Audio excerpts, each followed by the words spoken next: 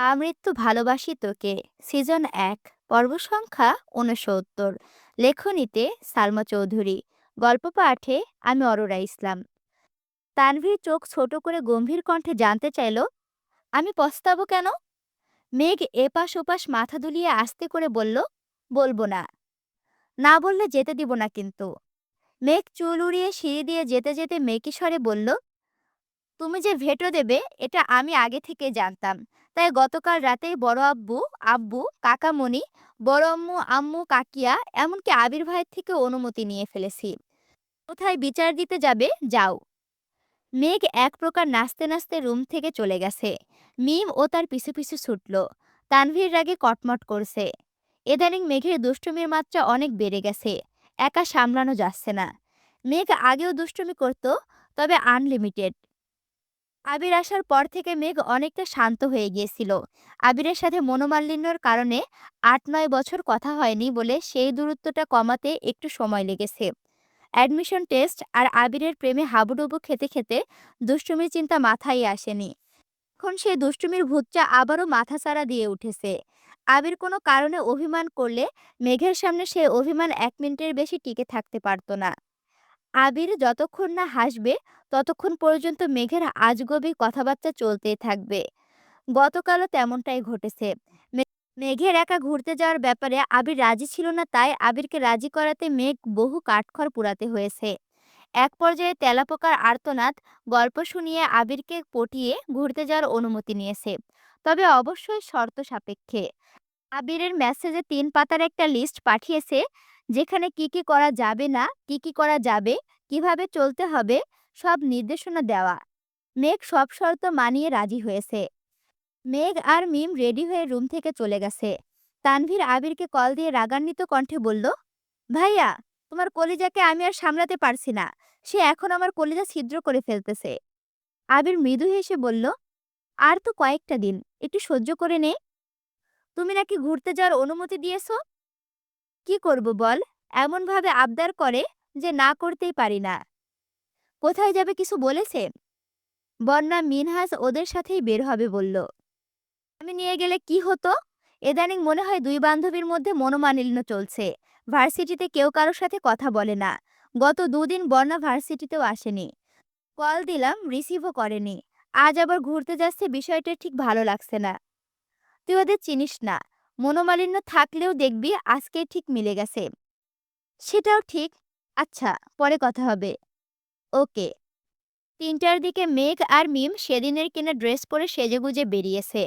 তানভীর সূক্ষ্ম নেত্রে তাকিয়ে আছে, কিন্তু কিছু বলছে না। মেঘ যেতে যেতে তানভীরের দিকে তাকিয়ে জিভ বের করে ভেংচি কাটল। তানভীর চোখ রাঙাতেই মেঘ দাঁত কেলিয়ে চলে গেছে। বাসার সামনে থেকে রিকশা করে দুই বোন গন্তব্যের উদ্দেশ্যে রওনা দিল। ফোনের লোকেশন দেখে মিনহাজদের দেওয়া ঠিকানা পর্যন্ত পৌঁছেছে। বন্যারা আগে থেকে সেখানে উপস্থিত। মিনহাজ আর তামিম কাছের একটা বাসায় থাকে। সেখান থেকে একটা টেবিল এনে একটা খালি জায়গায় রেখে তার উপর কেকের একটা বক্স রেখেছে। আজ তামিমের মিথ্যা জন্মদিন, সেই উপলক্ষে এই আয়োজন। গত ৫ দিনে মেঘের সাথে বন্যার ফোনে কথা হয়নি বললেই চলে। ক্লাসে দেখা হলেও মেঘ সারাক্ষণ শুধু ভাইয়ের বিয়ে নিয়ে বকবক করছে। গত ২ দিন বন্যা ক্লাসেও আসেনি।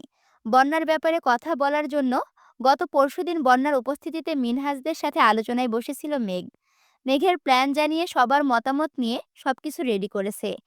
এমনকি মিনহাজদের থ্রেটও দিয়েছে, যেন আবির বা তানভীর কিছু জানতে না পারে। সেই দিন মিনহাজদের আনব্লক করে ফেসবুকে অ্যাড করে ওদের দিয়ে একটা গ্রুপ খুলিয়েছে। সেখানে গত ২ দিনে মেঘ আর মিম যা যা করেছে সব আপডেট দিয়েছে। এমনকি গতকাল বিকেলে মিম আর আদি মেঘ মিলে তানভীরকে জোর করে ফেসিয়াল করিয়েছে, সেই ছবি তুলে গ্রুপে দিয়েছে। বন্যা সব মেসেজ দেখলেও কোনো রিপ্লাই করেনি। তানভীরের ফেসিয়ালের ছবি দেওয়ার পর থেকে বন্যা নেটেও নেই। মেঘ সন্ধ্যার পর মিষ্টিকে দিয়ে বন্যার নম্বরে কল দিয়েছিল। ২-৩ বার কল দেওয়ার পর বন্যার বোন কল রিসিভ করে জানিয়েছে বন্যার ১০৪ ডিগ্রি ফারেনহাইট জ্বর। রাতে মিষ্টি আরও ২-৩ বার কল দিয়ে খোঁজ নিয়েছে, কিন্তু মেঘ একবারও কল দেয়নি। আজ দুপুরে মিনহাজ বন্যাকে কল দিয়ে খোঁজ খবর নিয়েছে। বন্যার শরীরে তখনও জ্বর ছিল, তবে কম। মিনহাজ তামিমের জন্মদিনের কথা জানিয়ে খুব জোরাজোরি করতে রাজি করেছে। এটাও বলেছে যেন মেঘেদের দেওয়া ড্রেস পরে আসে। বন্যা তখন জিজ্ঞেস করেছিল, আমি যে অসুস্থ এটা কি মেঘ জানে? মিনহাস স্বাভাবিক কণ্ঠে উত্তর দিয়েছিল, জানলেই বা কি? মেঘের এখন তোর কথা ভাবার সময় আছে নাকি? সে তার ভাবিকে নিয়ে ব্যস্ত। বন্যা আর কিছু না বলেই কল কেটে দিয়েছিল। শুধুমাত্র বন্ধুদের কথা ভেবে শরীরে জ্বর নিয়ে বন্যা এসেছে। মেঘ দুহাত পেছনে রেখে সোজা টেবিলের কাছে দাঁড়ালো। মিম মেঘের পাশে দাঁড়িয়ে সবাইকে সালাম দিয়ে বন্যাকে উদ্দেশ্য করে জিজ্ঞেস করলো, বন্যা আপু, তুমি কি অসুস্থ? বন্যা উত্তর দেওয়ার আগেই মেঘ মিমের দিকে তাকিয়ে রাগী স্বরে বলল, তুই কি বন্যার খোঁজ নিতে আসছিস? যার জন্মদিন তাকে উইশ কর। মিম আস্তে করে বলল, সরি। মিম পরপর মিনহাজদের দিকে তাকিয়ে বলল, হ্যাপি বার্থডে তামিম ভাইয়া। মিনহাজ হেসে বলল, আমি তামিম না, মিনহাজ। জানি। এখন আমি কি করব? না মানে, আমার দিকে তাকিয়ে উইশ করলা তাই বললাম। ইচ্ছে করে বলেছি। মানে? মিম মেকি স্বরে শুধালো, আজকার জন্মদিন। মিম মনে মনে বিড়বিড় করল, জন্মদিনের নাম গন্ধ নেই, উইশ নিয়ে পড়ে আছে। তামিম কথা কাটিয়ে বলল, আরে বাদ দে, জন্মদিন যারই হোক, কেক সবাই মিলে খাবো। বন্যা চাপা স্বরে বলল, তাড়াতাড়ি কর, বাসায় যেতে হবে। তামিম তপ্ত স্বরে বলল, বাইকে আসার সময় ছুরিটা রাস্তায় পড়ে ভেঙে গেছে। মেঘকে বলছিলাম ছুরি নিয়ে আসতে। মেঘের উদ্দেশ্য করে শুধালো, ছুরি আনছিস? মেঘ বন্যার দিকে তাকিয়ে পেছন থেকে এক হাত সামনে এনে টেবিলে রাখতেই মিনহাস চেঁচিয়ে উঠল, তোকে কেক কাটার প্লাস্টিকে ছুরি আনতে বলেছিলাম, তুই মানুষ কাটার ছুরি নিয়ে আসলি কেন? মেঘ বন্যার দিকে তাকিয়ে থেকে উত্তর দিল, কোন কাজে লাগে বলা যায় না। তামিম চোখ বড় করে বলল, ভাবি আমাদের সেই মুডে আছে, আজ এসপার ওসপার করেই ছাড়বে। বন্যা ঢোক গিলে শান্ত স্বরে বলল, ওর মুডে থাকার দিন ও তো মুডেই থাকবে। কেক কাটলে কাট, না হয় আমি চলে যাব। মেঘ সুইটা এপাশ ওপাশ ঘুরিয়ে কাঠের টেবিলের মাঝ বরাবর সুইটা কুপতে কুপতে রাগান্বিত কণ্ঠে হুঙ্কার দিল, আজ এখানে আমি ছাড়া কারো কথা চলবে না। মেঘের এমন আচরণে বন্যাসহ সবাই কেঁপে উঠল। মেঘ বন্যার দিকে তাকিয়ে ধীর কণ্ঠে বলল, তোকে লাস্ট ওয়ার্নিং দিচ্ছি, আমার সাথে নাটক করার চেষ্টা করবি না। তালবাহানা করলে একদম মেরে গাছতলায় ফেলে দিয়ে চলে যাব। বন্যা ভুরু গুটিয়ে গম্ভীর কণ্ঠে জিজ্ঞেস করল, কি হয়েছে তোর? স্নিগ্ধ শীতল হাওয়া বইছে। মেঘ টেবিলের পাশ কাটিয়ে বন্যার সামনে গিয়ে দাঁড়ালো। মেঘের দুহাত পেছনে। মিষ্টি ফোন বের করে ভিডিও অন করলো। বাকিরা উৎসুক দৃষ্টিতে মেঘকে দেখছে। মেঘের বিধ্বংসী মনোভাব দেখে বন্যা কিছুটা ভীত হয়ে আছে। মেঘ রক্তিম আকাশের পানে তাকিয়ে উষ্ণ নিঃশ্বাস ছেড়ে বন্যার অভিমুখে তাকিয়ে বলতে শুরু করলো, আমার হৃদয়ের সবটুকু জুড়ে যাদের অস্তিত্ব আছে তাদের মধ্যে তুই একজন। আমার প্রাণচঞ্চল্যে তোর অবস্থান রক্তিম অরুণের মতো। তুই পাশে আছিস বলে আমি বারংবার ভেঙে চুরে নবরূপে রাঙিয়েছি নিজেকে। তোর প্রতি আমার বিশ্বাস সুবিশাল সমুদ্রের গভীরতার ন্যায় দৃঢ়। তোকে বন্ধু হিসেবে পেয়ে আমার প্রাপ্তির খাতা পরিপূর্ণ হয়ে গেছে। আমি জানি তুই নিজের থেকেও বেশি আমায় ভালোবাসিস, আর আমার থেকেও বেশি ভালোবাসিস আমার ভাইকে। তুই বুঝতেও পারছিস না, তানভীর ভাইয়ের জন্য তোর বুকের বাঁ পাশে বিদ্যমান ৩০ গ্রামের হৃৎপিণ্ডটা প্রতিনিয়ত ঠিক কতবার অস্বাভাবিকভাবে স্পন্দিত হচ্ছে। হ্যাঁ, তামাশাচ্ছন্ন সহিংস হৃদয়ের একগুচ্ছ আতশবাজি তুই। বিষাদের ন্যস্ত অভিপ্রায়ের একমাত্র প্রণয়িনী তুই। হ্যাঁ, বেপরোয়া জীবন নবলব্ধে সাজানোর উত্তমা উপদেষ্টা হবি তুই। কথা দিচ্ছি, ভাইয়ার জীবনে অদ্বিতীয়া হয়ে থাকবি সারা জীবন। বন্যা হতবিহ্বল, দৃষ্টি নিরেট। বন্যার নিস্তব্ধ আখি যুগল মেঘের অভিমুখে স্তব্ধ হয়ে আছে। মেঘ হাঁটু গেড়ে বসে পেছন থেকে গোলাপ ভর্তি হাত সামনে এনে বন্যার দিকে ধরে জিভ দিয়ে ঠোঁট ভিজিয়ে মোলায়েম কণ্ঠে শুধালো, তুই কি ভাই আর কল্পনা রাজ্যের কল্পতরু হবি? তার সংকীর্ণ সাম্রাজ্যের মহারানী হবি? বন্যার চোখ টলমল করছে। জ্বরের ঘোর ভার হয়ে থাকা মাথাটা অনবরত ঘুরছে। মসৃণ গাল বেয়ে অশ্রু গড়িয়ে পড়তে বেশি সময় লাগলো না। গত 5 দিন গুমড়ে গুমড়ে অনেক কেঁদেছে, যেটা বন্যার চোখ মুখ দেখলেই বোঝা যায়। বন্যার দু চোখ বেয়ে অনর্গল পানি পড়ছে। মেঘ মিমের দিকে তাকিয়ে গুরুভার কণ্ঠে বলল, তোকে কি দাওয়াত দিয়ে আনতে হবে? মিম থতমত খেয়ে বলল, সরি সরি, তোমার কথা শুনে টাসকি খেয়ে ফেলেছিলাম। মিম এগিয়ে এসে মেঘের পাশে হাঁটু গেড়ে বসে সেই ফুলের তোড়ায় হাত রেখে দুজন একই সঙ্গে উচ্চস্বরে বলে উঠল, আপনি কি আমাদের ভাবি হবেন? তানভীর খানের একমাত্র বউ হবেন? বন্যার শরীর কাঁপছে। ভেজা চোখে মেঘ আর মিমের দিকে তাকিয়ে আছে।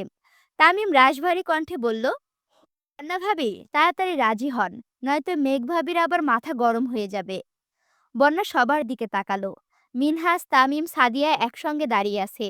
মিষ্টি একাই ভিডিও করছে। বন্যা পুনরায় মেঘেদের দিকে তাকালো। মেঘ স্ট্রং থাকলেও মিম এক পায়ের ওপর নিজের ভর রাখতে না পেরে মেঘের ওপর হেলে পড়েছে। মেঘ তড়িঘড়ি করে চেঁচিয়ে উঠল, আরে বেডি, তাড়াতাড়ি হ্যাঁ বল, পড়ে যাচ্ছি তো। কন্যা ফুল ধরতে ধরতে বিহলতায় উত্তর দিল, ইনশাল্লাহ, তোমাদের ভাবি হব আমি। ততক্ষণে মিমের শরীরের ভারে মেঘ মাটিতে পড়ে গেছে। মিম মেঘের ওপরে পড়েছে। বন্যা এক হাতে ফুল, অন্য হাতে মেঘের ঘাড়ে ধরে আটকাতে গিয়ে নিজেও অন্যায় টান খেয়ে বন্যা মেঘেদের উপরে পড়েছে। বন্যা তখনও এক হাতে মেঘের কাঁধ আঁকড়ে ধরে আছে, যেন মাথায় চাপ না খায় মেয়েটা। মিষ্টির ভিডিও তখনও চলমান। সাদিয়া, তামিম দ্রুত এগিয়ে গেছে। সাদিয়া মিমকে টেনে তুলেছে। মিম পায়ে অল্প চাপ খেয়েছে, তাই ব্যথায় আর্তনাদ করছে। মিষ্টি মিনহাসকে ফোন দিয়ে তাড়াতাড়ি করে মেঘ আর বন্যাকে তুলেছে। ব্যথা পেয়েছে যেমন, তেমন নতুন জামাগুলোতেও মাটি আর ময়লা লেগে যাচ্ছে, তাই অবস্থা হয়ে গেছে। মিনহাস, তামিম আর সাদিয়া হাসতে হাসতে একদম বসে পড়েছে। মিনহাস হাসতে হাসতে বলল, আমার জীবনে দেখা সেরা প্রপোজ, সারা জীবন মনে থাকবে। দেখবি তোদের ননদ ভাবির সম্পর্ক সারা জীবন এমনই থাকবে। যাই করতে যাবি একটা করে অঘটন ঘটাবি। মেঘ হুঙ্কার দিয়ে উঠল, চুপ থাক, নয়তো তোর মুখটা কষ্টেপ লাগিয়ে দেব। মেঘ বন্যার দিকে তাকিয়ে মুচকি হেসে বলল, সরি, তুই ভাইয়াকে ভালোবাসিস এটা তোকে বোঝাতে 5 দিন তোর সঙ্গে খুব বাজে ব্যবহার করেছি। Sorry baby. বন্যা কোনো কিছু না বলে আচমকা মেঘকে শক্ত করে জড়িয়ে ধরল। কান্না ভেজা দু চোখ বেয়ে আবারও পানি ঝরছে। মেঘও বন্যার পিঠ বরাবর দুহাত পেঁচিয়ে ধরেছে। বন্যা এবার হাউমাউ করে কান্না শুরু করেছে। এত বছরের বন্ধুত্বে বন্যাকে কখনো এভাবে কাঁদতে দেখেনি মেঘ। বরাবরই চুপচাপ আর শান্তশিষ্ট থাকে। কাঁদলেও কখনো কারো সামনে কাঁদে না, অথচ আজ সেই মেয়ে খোলা আকাশের নিচে অবাধে কেঁদে চলেছে। মেঘ শীতল কণ্ঠে বলল, সরি তো, প্লিজ এভাবে কান্না করিস না। আমি জানতাম তুই ভাইয়াকে ভালোবাসিস, কিন্তু তোকে সরাসরি জিজ্ঞেস করলে তুই কখনোই স্বীকার করতি না। তার জন্য আমাকে এসব করতে হয়েছে। Please sorry. বন্যা কাঁদতে কাঁদতে অস্পষ্ট কণ্ঠে বলতে শুরু করলো, আমি বুঝতেও পারিনি কবে আমি ওনাকে এত ভালোবেসে ফেলেছি। তুই সেই দিন ওই মেয়ের ছবি দেখানোর পর থেকে এখন পর্যন্ত আমি ঠিকমতো ঘুমাতে পারিনি, খেতে পর্যন্ত পারিনি। আমার নিঃশ্বাস নিতে পর্যন্ত কষ্ট হচ্ছিল। সারাক্ষণ মনে হচ্ছিল আমি সব হারিয়ে ফেলেছি। কি যেন নেই আমার পাশে। চারিপাশে শূন্য লাগছিল আমার। আমি ওনাকে অনেক ভালোবাসি বেবি। এক বন্যাকে নিজের কাছ থেকে সরিয়ে দু চোখ মুছে শান্ত কণ্ঠে বলল, আমার ভাবি হতে তুই সত্যিই রাজি তো? বন্যা মলিন হেসে বলল, রাজি। কিন্তু? মেঘ স্বাভাবিক কণ্ঠে জানতে চাইল, কি কিন্তু? তুই যে বলেছিলি আজ মেয়ে দেখতে যাবি। লে হালুয়া, তুই কি ছেলে নাকি? বন্যা শ্বাস ছেড়ে রাগী স্বরে বলল, দূর, ফাজলামো করিস না। ওই মেয়েটা কে ছিল? আমি চিনি না, ফেসবুকে পেয়েছিলাম। ফাজিল মেয়ে। কিন্তু বললি যে তোর ভাই রাজি। হ্যাঁ, ভাইয়া তোকে লাভ করলে রাজি হবে না? তোর ভাই আমাকে পছন্দ করে? না, ডিরেক্ট ভালোবাসে। তোকে বলেছে? মেঘ বিষণ্ণ চিত্তে তাকিয়ে বলল, বললে আজ আমাদের এই জায়গায় ভাইয়া থাকতো, আর আমরা ক্যামেরাম্যান থাকতাম। বুঝলি, অনেক চেষ্টা করার পরও ভাইয়া যখন কিছু বলছিল না, তখন বাধ্য হয়ে আমাকে এই পথ বেছে নিতে হয়েছে। ভাইয়া কবে বলবে সেই আশায় থাকলে আমি মরে ভূত হয়ে যেতাম। তার থেকে নিজের মনের ভাব প্রকাশ করে ফেললাম। মেঘ একটু থেমে আবারও বলতে শুরু করলো, আবির ভাইয়ের মতন ডায়লগ দেয়, তোকে বৌমনি ডাকার জন্য যদি অধিকারনামায় স্বাক্ষর করতে হয়, তবে আমি সেই অধিকারনামায় স্বাক্ষর করে হলেও তোকে বৌমনি ডাকবো। তুই আমার ভাবি মানে আমারই ভাবি। পৃথিবীর কেউ তোকে আমার ভাবি হওয়া থেকে আটকাতে পারবে না, ইনশাল্লাহ। বন্যা আনমনে হেসে বলল, ইনশাল্লাহ।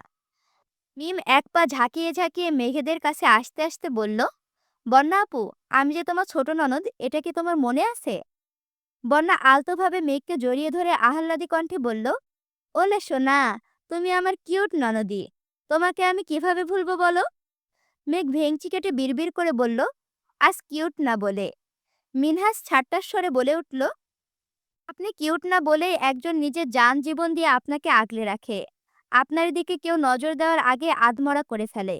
আপনাদের মুখে এসব সাজে না ভাবি, বরং আমি আর তামিম এসব বললে মানা যেত। তামিম পাশ থেকে বলল, সহমত বন্ধু। বন্যা হঠাৎ জিজ্ঞেস করল, তামিমের না জন্মদিন, কেক কাটবো না?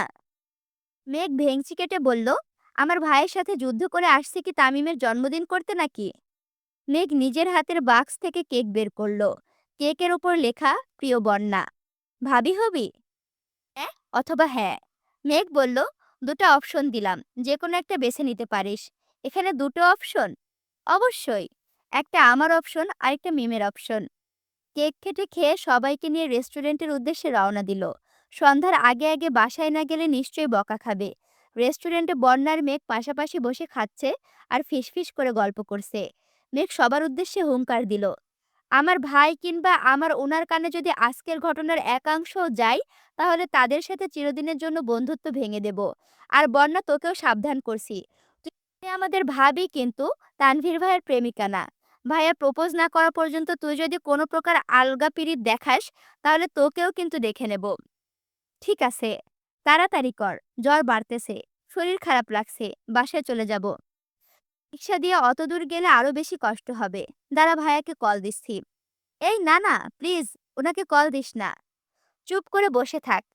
আর বেস্ট ফ্রেন্ডকে বউ বানানোর যোগ্যতা না থাকলে বিয়ে কিভাবে দিব? মেঘ তানভীরকে কল দিয়ে আসতে বলেছে। তানভীরও চটজলদি রেডি হয়ে রওনা দিয়েছে। ওদের খাওয়া শেষ হতে হতে তানভীর চলে আসছে। সবার থেকে বিদায় নিয়ে তানভীরের সামনে আসতে তানভীর পরপর তিনজনের দিকে তাকালো। তিনজনের জামার অবস্থা দেখে তানভীর গুরুভার কণ্ঠেও শুধালো, তানভীর গম্ভীর কণ্ঠে শুধালো, তোরা কি ফুটবল খেলতে গেছিলি? মেঘ একটা বাক্সে হ্যাঁ লেখা এক টুকরো কেক তানভীরের মুখের সামনে ধরে বলল, এটা পুরস্কার, এবার হা করো। কিসের পুরস্কার? আর কেকে হ্যাঁ লেখাই বা কেন? তুমি আমাদের ভালোবাসো না? হ্যাঁ, এটাই লেখা, এখন হা করো। তানভীর হা করতেই মেঘ কেক মুখে দিয়ে অস্থির হয়ে বলল, এখন চলো, আমার বেবি অসুস্থ। মেঘ আর মিম দ্রুত গাড়ির দিকে চলে গেছে। বন্যা মাথা ঘুরছে তবুও আস্তে করে পা বাড়ালো। তানভীর উদ্বিগ্ন কণ্ঠে জানতে চাইল, কি হয়েছে তোমার? জ্বর। জ্বর শব্দটা কানে বাজতে তানভীর এগিয়ে এসে বন্যার কপালে হাত রাখল। সঙ্গে সঙ্গে বন্যার শরীর ঝাঁকুনি দিয়ে উঠেছে। মেঘ আর মিম দূর থেকে এই দৃশ্য দেখে মেঘ দ্রুতই দুহাতে মিমের চোখ ঢেকে মেকি স্বরে বলল, রোমান্টিক সিন দেখার বয়স হয়নি তোর। তানভীরের পেশিবহুল হাতে নজর পড়তে বন্যার চোখ নামিয়ে আতঙ্কিত কণ্ঠে বলল, হাত ছড়ান। হাত ছড়াবো কেন? এত জ্বর নিয়ে বাহিরে ঘুরছো কোন সাহসে? আর হাতে এত ফুল কেন? কে দিয়েছে? কে কি বা কিসের ছিল? বন্যা কি বলবে বুঝতে না পেরে আস্তে করে বলতে নিল, তামিমের। এতটুকু বলতে তানভীর কপাল থেকে হাত ছড়িয়ে চিৎকার করল, তামিম তোমায় ফুল দিয়েছে? না না। তাহলে কে দিয়েছে? মেঘ। সত্যি তো? বিশ্বাস না হলে মেঘকে জিজ্ঞেস করুন। বনুকে জিজ্ঞেস করার প্রয়োজন নেই। ডাক্তার দেখিয়েছিলে? না, ওষুধ খেলেই কমে যাবে। তানভীর অগ্নিদৃষ্টিতে তাকিয়ে শক্ত কণ্ঠে বলল, এই মেয়ে, তুমি এত কেয়ারলেস কেন? এদিন যে বললাম প্রেশার কম, খাওয়া দাওয়া করতে ঠিক মতো, কথা মানলে না কেন? উল্টো জ্বর বাঁধিয়েছ। বন্যা কিছু না বলে মাথা নিচু করে চলে যাচ্ছে। তানভীর পেছন পেছন গজগজ করতে করতে যাচ্ছে। কল দিলে কল রিসিভ করে না, কিছু জিজ্ঞেস করলেও উত্তর দেওয়ার প্রয়োজন মনে করো না, নিজের যত্ন পর্যন্ত নেয় না। এর থেকে রোবটটাও শতগুণে ভালো। বন্যা সামনে যেতে যেতে তানভীরের কথা শুনে মুচকি হাসলো। বন্যাকে ডাক্তার দেখিয়ে ওষুধ আর কিছু ফল কিনে বাসা পর্যন্ত পৌঁছে দিয়ে তারপর ওরা বাসায় আসছে। সারাদিনের ক্লান্তিতে মেঘ মাগরিবের নামাজ পড়ে ঘুমিয়ে পড়েছে। ফোন টেবিলের ওপরে সাইলেন্ট অবস্থায় পড়ে আছে। আবির সন্ধ্যার পর সবার সাথে কথা বলার সময় মেঘের সাথে কথা বলতে চেয়েছিল, কিন্তু মেঘ আশেপাশে নেই শুনে তেমন জোরও করেনি। কিন্তু মেঘের কথা বলার জন্য মনটা ছটফট করছে। মেঘেদের বাসায় পৌঁছে দিয়ে তানভীর একটা কাজে শহরের বাইরে গিয়েছে, আগামীকাল ফিরবে। মেঘের সাথে কথা বলার জন্য ২-৩ বার আম্মু মামুনির নাম্বারে কল দিয়েছে, কিন্তু মেঘের কথা বলতে পারছে না। কাকিয়া ফোন প্রায় সময় মিমের কাছে থাকে। সেই ভেবে কাকিয়াকেও কল দিয়েছে, কিন্তু আজ ফোন কাকিয়ার কাছেই।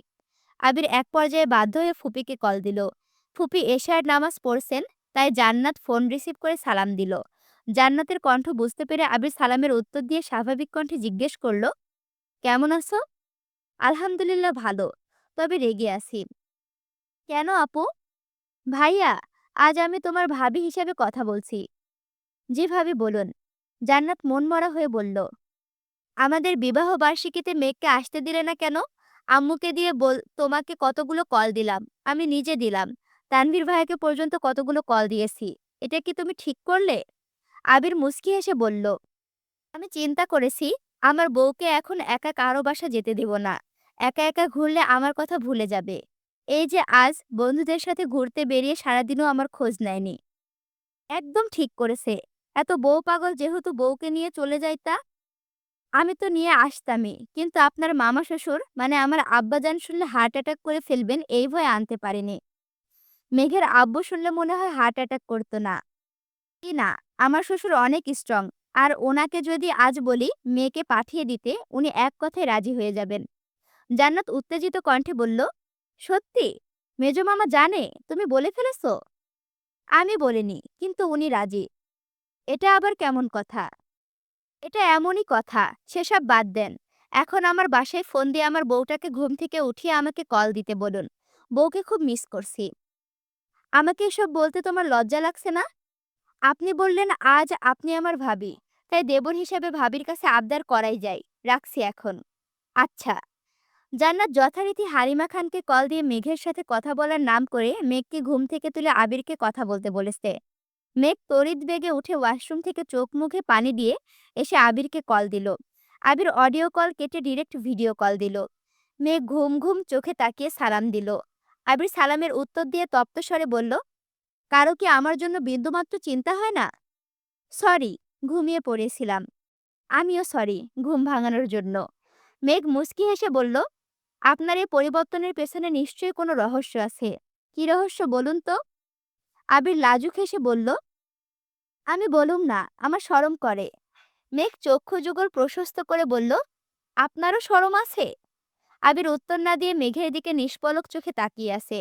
মেঘ বারবার ডাকছে, কিন্তু আবিরের নজর স্থির। মেঘ এবার রাগী স্বরে বলল, এভাবে তাকিয়ে আছেন কেন? আপনার যেহেতু মনে হয় আমি নির্লজ্জ, তাই আজ থেকে আমি নির্লজ্জের মতো আচরণ করব। মেঘ আহাম্মকের মতো তাকিয়ে আছে। আবিরের দৃষ্টি মেঘকে বারবারই নাজেহাল করে। সেই সঙ্গে আবিরের উল্টাপাল্টা কথাতে মেঘ এখন হতবিহল। আবির খানিক চুপ থেকে মোলায়েম কণ্ঠে শুধালো, শুনলাম কোথায় পড়ে গিয়ে নাকি জামা কাপড় নষ্ট করে আসছিস? শরীরে ব্যথা পেয়েছিস? না, তেমন ব্যথা পাইনি। কোমরে একটু লাগছে। কি করতে গেছিলি? একটা গুরুত্বপূর্ণ কাজ করতে গেছিলাম। কাউকে বলা যাবে না। আমাকেও বলা যাবে না? আপনাকে অবশ্যই বলবো, কিন্তু এখন না প্লিজ। আপনি দেশে ফিরলে আপনাকে সারপ্রাইজ দিব। উত্তরে আবির বলল, এখন কিন্তু আমার ভয় হচ্ছে। আবিরের মুখে অপ্রত্যাশিত কথা শুনে মেঘ বাগার সম্পূর্ণ হয়ে গেছে। গলা খেখারি দিয়ে আস্তে করে বলল, ও নো, আপনি আমায় ভয় পান? কতটা? আবির ভুরু কুঁচকে চাপা স্বরে বলল, আপনাকে না, আপনার কর্মকাণ্ডকে ভয় পাই। আচ্ছা, তোমাদের উদ্দেশ্যে কিছু কথা বলি। এই আজকে তোমরা যারা ভিডিও দেখছো, এই আজকের তারিখটা সম্ভবত জানুয়ারির ২ তারিখ ২০২৬ সাল।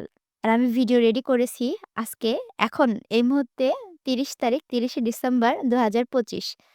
আমি আসলে ১ তারিখে বেড়াতে যাব। আমার খালামণির বাসায়, বড় খালামণির বাসাতে বেড়াতে যাব। সেই জন্যই আমি যথাসম্ভব চেষ্টা করছি। আজ ৩-৪ দিন আমি কুত্তা পাগল হয়ে পড়ছি। মানে এনি হাউ আমাকে ভিডিওগুলা কাভার করতে হবে, এবং ভিডিওগুলো কাভার করতে পারলেই আমি বেড়াতে যাব, না হলে যাব না।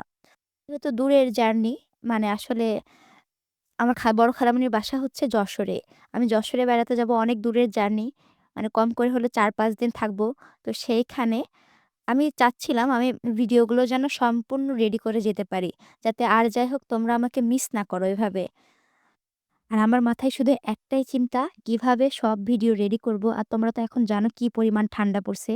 ঠান্ডাতে তো একেবারে মানে প্রথমত আমার ভিডিও রেডি করতে হবে। দ্বিতীয়ত এইখানে এত পরিমাণে ঠান্ডা, আমি অলরেডি ঠান্ডায় আক্রান্ত হয়ে গেছি। আমার নাক দিয়ে মানে সীতাকুণ্ডের ঝরনার মতো ঝপঝপ করে পানি বের হচ্ছে, গরম পানি। আর দ্বিতীয়ত আমার গলা ব্যথা, মানে ঠান্ডায় আমি আক্রান্ত হয়ে গেছি। এখন সামনে দেখা যাক কি হয়। আত্মীয়র বাড়ি থেকে ঘুরি ফিরি। তারপরে এসে খুব সম্ভবত আমি ৫ তারিখে ফিরবো। তো দেখা হচ্ছে তোমাদের সাথে ৬ তারিখে।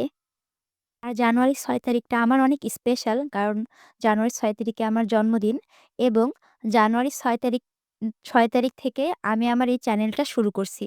অর্থাৎ আমার চ্যানেলে ১ বছর পূর্ণ হবে এবং আমার জন্মদিন। অনেক স্পেশাল। অনেক কথাই তোমাদের সাথে বললাম। এখন তোমরা যদি এখনো আমার ভিডিওটি লাইক, কমেন্ট, শেয়ার না করে থাকো, তোমাদেরকে বন্দুক দিয়ে গুলি করে উড়াই দিব। তাড়াতাড়ি ভিডিওতে লাইক, কমেন্ট, শেয়ার করো এবং আমার চ্যানেলটি এখনই সাবস্ক্রাইব করে পাশে থাকো। আল্লাহ হাফেজ। ওয়েট, চিন্তা নাই। পরবর্তী পর্ব পেয়ে যাবা ইনশাআল্লাহ।